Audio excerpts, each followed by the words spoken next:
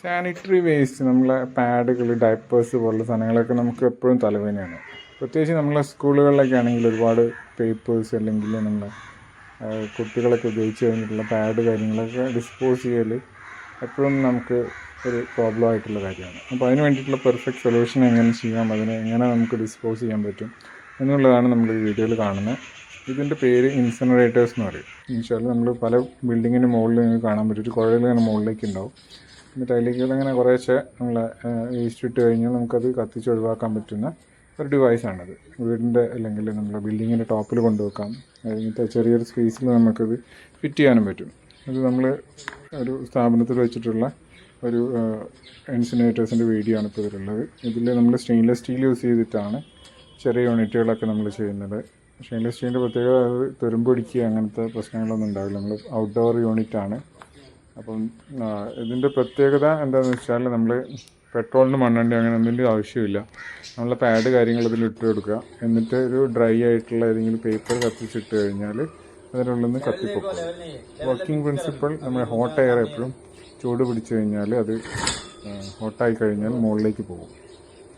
So അപ്പം നമ്മൾ ഒരു പേപ്പർ കത്തിച്ചിടുമ്പോൾ അതിനുള്ളിലുണ്ടായിരുന്ന എയർ മുകളിലേക്ക് പോയി കുഴൽ വഴി പുറത്തേക്ക് പോകും. അപ്പോൾ അടിയിൽ നിന്ന് എയർ സക്ക് ചെയ്യും. അടിയിൽ ചെറിയ ഹെയർ വെൻ്റ് ഉണ്ട്, അതുവഴി എയർ സക്ക് ചെയ്തുകൊണ്ടിരിക്കും.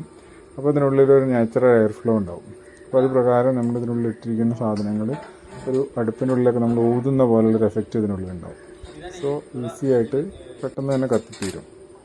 ഇതിൽ തന്നെ ഡിഫറെൻറ്റ് സൈസിൽ വരുന്നതുണ്ട്. നമ്മളെ എത്രയാണ് വേസ്റ്റ് ജനറേറ്റ് ചെയ്യുന്നത് അതിനനുസരിച്ച് നമ്മൾ സ്കൂളുകളാണെങ്കിൽ എത്ര നമ്പർ ഓഫ് സ്റ്റുഡൻസിനൊക്കെ ബേസ് ചെയ്തിട്ടാണ് നമ്മൾ ഇത് ഡിസൈൻ ചെയ്യുന്നത്.